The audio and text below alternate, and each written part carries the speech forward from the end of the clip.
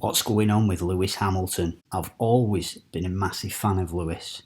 I'm a fan of F1, so when a new British driver emerged on the F1 scene in 2007, it was logical for me to support him. His colour wasn't something I gave a second thought to. He is a British driver at a British team. That's all that mattered. He switched to Mercedes, but my loyalty remained with him. His colour has never been an issue to me, never something that has been an issue in my support for him. I don't think it's been an issue for the thousands of British F1 fans that have supported him during his F1 career. The thousands of adoring fans he crowd surfed on after his victories at Silverstone.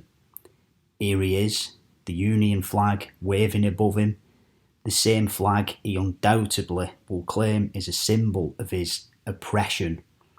The same flag that protesters recently tried to set fire to on the cenotaph while our idiotic police force took the knee and watched on.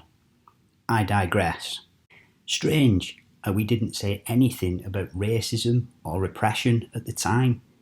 He didn't speak out against any of these issues whilst he was basking in the admiration of his army of supporters.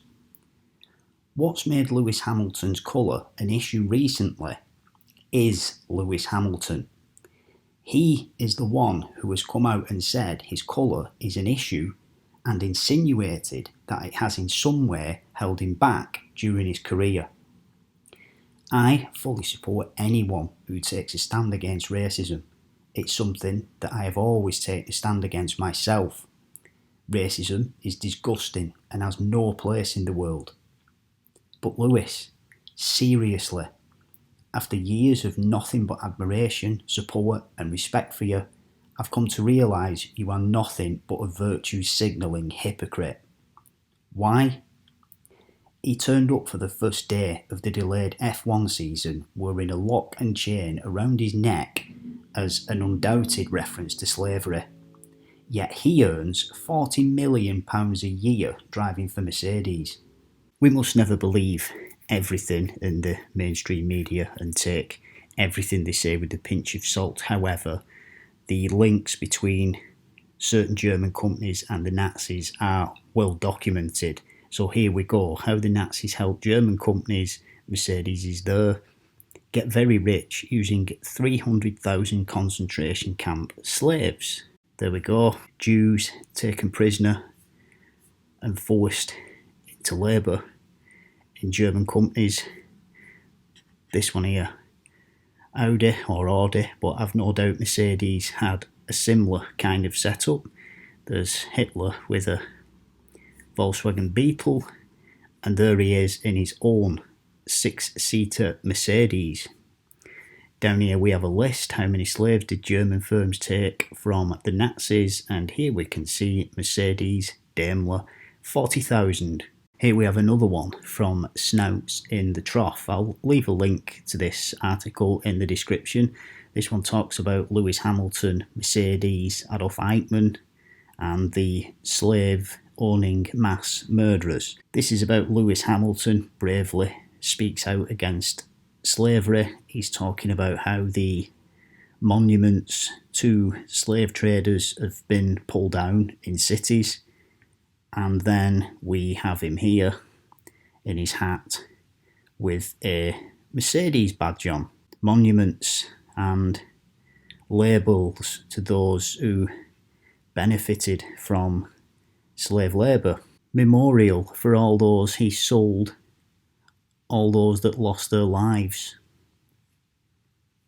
Mercedes now actually has a modern day Slavery Act. You can go on the web and read through that if you want. Maybe Lewis feels that this and the 40-50 million pounds they pay him every year exonerates them from all the previous transgressions and wrongdoings. He has earned millions from lucrative endorsements with companies like Hugo Boss. There he is, launching the Lewis Hamilton Hugo Boss range, another company with an unsavoury past and links to slavery. This is an article from a a Jewish source. Next time you pull on that Hugo Boss suit, there we can go. There's an advertisement for uniforms that they did, SA, SS, uniforms, Boss, you can see there. And here we have an article from Wikipedia about the man himself. Hugo Ferdinand Boss was a German fashion designer. He was an active member of the Nazi Party as early as 1931 and remained loyal to Nazi Germany ideology throughout the duration of the party's existence. Boss joined the Nazi Party in 1931, 2 years before Adolf Hitler came to power. There we can see another one of his creations, an SS officer there, wearing his Hugo Boss uniform. Boss died of a tooth abscess in 1948. Then, scratch the surface and do a little digging into his career, and you will find that he has actually been the recipient of great privilege because of his colour. There are people who have hit social media in response to Lewis's claims to point out that he always benefited from his colour during his rise to F1 and the glory it would bring him.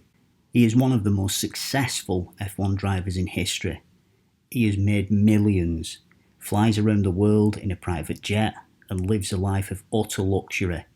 Owns beautiful properties all over the world, tax havens being on the list of locations, and yet he has the audacity to try and portray himself as a victim. And why now? As someone who has such a high profile and is adored by people all over the world, why has he waited until now to take a stance or a knee? Probably for the same reason he wants to tell us we need to be vegan, stop using plastics and do more to save the environment. All very worthy causes, of course, but he has chosen this moment to make this about him. Because he is a narcissist, and like all virtue signalling narcissists, he will ride the crest of the wave of any movement in the spotlight. It will be interesting to see if Lewis cuts his ties with Mercedes, or even calls them out on their unsavoury past. The same with Hugo Boss. It's highly unlikely though he will carry on accepting the millions that they pay him and continue accepting money from any company that comes along without giving the matter a second thought. Racism and slavery are a stain on humanity, and we all need to speak out against it. But at what cost? Right, Lewis? My support for Lewis has now wavered. I'm not so sure about my loyalty to him anymore. I'm not that bothered about him lifting another championship trophy, or any trophy for that matter.